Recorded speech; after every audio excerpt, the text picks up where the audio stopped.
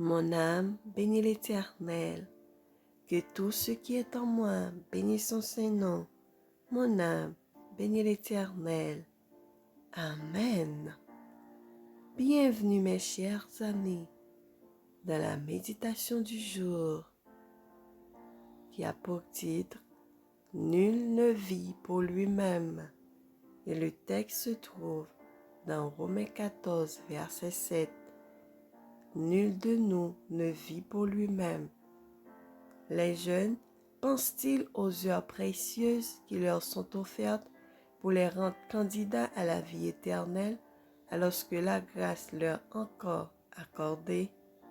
Non, certainement, car ils se conduisent comme si ces heures-là étaient des fêtes splendides et comme s'ils étaient placés dans ce monde uniquement pour satisfaire leur plaisir et pour se livrer à une ronde interrompue d'amusement fébrile.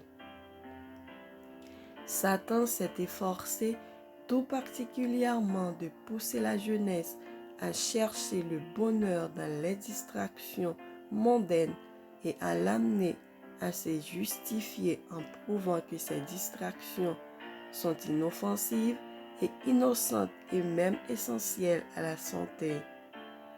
Le désir de distraction excitante et de spectacle agréable est une tentation et un piège pour le peuple de Dieu et en particulier pour les jeunes. Satan crée sans cesse des moyens de séduction pour détourner les esprits de la tâche solennelle de préparation en vue d'événements qui vont bientôt se dérouler. Par les attraits du monde, il maintient un état continuel d'excitation pour inciter les imprudents à se lancer dans les plaisirs terrestres. Par des spectacles, lectures, distractions variées, il pousse les hommes à l'amour du monde, ceux qui les éloignent de la foi.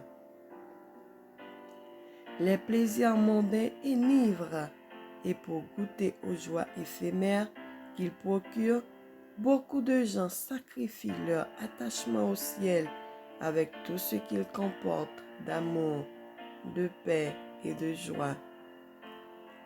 Les chrétiens ont de nombreuses sources de bonheur à leur disposition et ils peuvent déceler avec une précision infaillible quels sont les plaisirs légitimes et sains.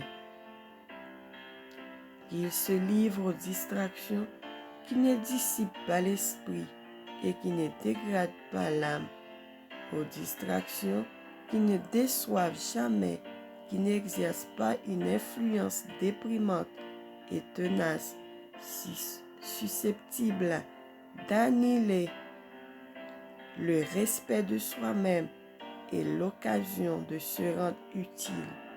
Si les chrétiens sentent que Jésus est avec eux dans leurs heures de récréation et s'ils peuvent conserver l'esprit de prière, alors ils sont en sécurité.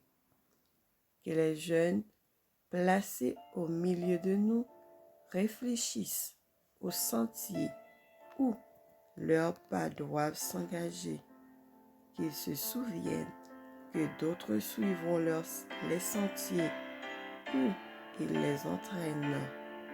Amen. Que le Seigneur nous bénisse et qu'il nous fasse grâce. Bonne journée et bon mardi avec Jésus. Amen. À demain si Dieu veut.